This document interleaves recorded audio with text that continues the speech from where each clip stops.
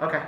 Hello there. Hi, I'm Terrence, and I guess I'd say a little bit about myself and my family background, to give some context. I was born in Hong Kong, and I lived in Hong Kong for 14 years, and then I moved to Canada. So I spent quite a bit of time in Canada, working and studying, and for the last 10 years, I've been living here in London. My wife is French, so at home we've got kids that basically are speaking different languages. My native tongue is Cantonese, so I have been speaking Cantonese to the kids. Now, my wife naturally will be speaking French to them. At school, they will be speaking English. So in many ways, we are very fortunate because they got a chance to learn different languages from different contexts. But that is not without challenge in many ways.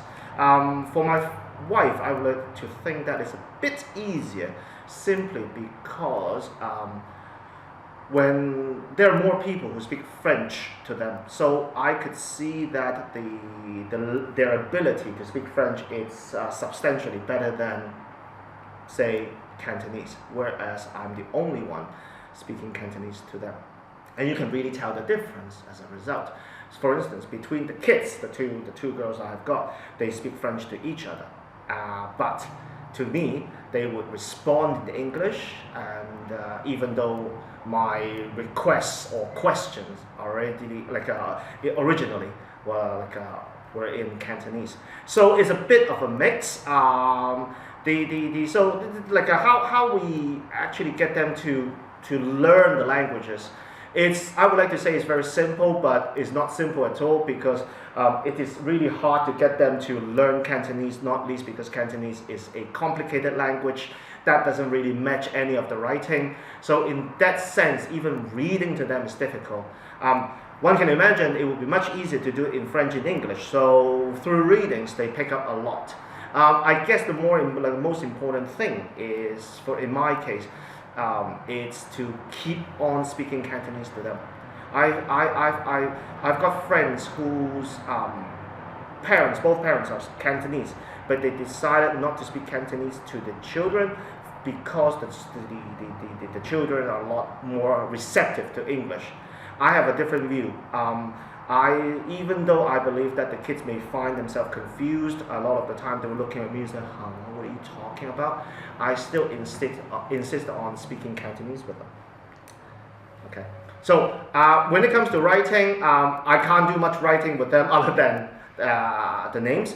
But I guess at school they learn how to write in English, and hopefully in the future they will be able to write in French as well. I think it's very challenging for the kids already because they are not sticking to one language. In terms of tips, I guess for the other parents, the tip I have got, right, it's this: whatever language you are speaking, keep speaking to them in that language. There are lots of moments where I naturally switch to English, especially on those times when they're asking me questions and I automatically answer them in English. And I believe that's wrong because I'm basically not giving them the opportunity to learn Cantonese, which is a shame. I'm not saying that Cantonese is particularly useful, but at the very least I believe that by being able to have access to different languages, you actually get to open up your horizons.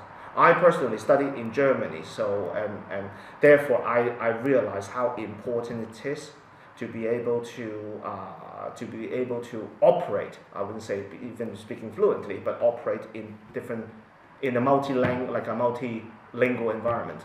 It is not just about the skills. It is also about opening up the horizon, broadening the viewpoints.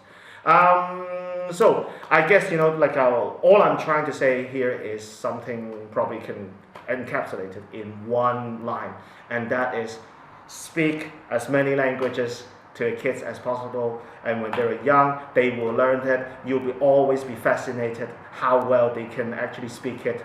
They will never cease to surprise you.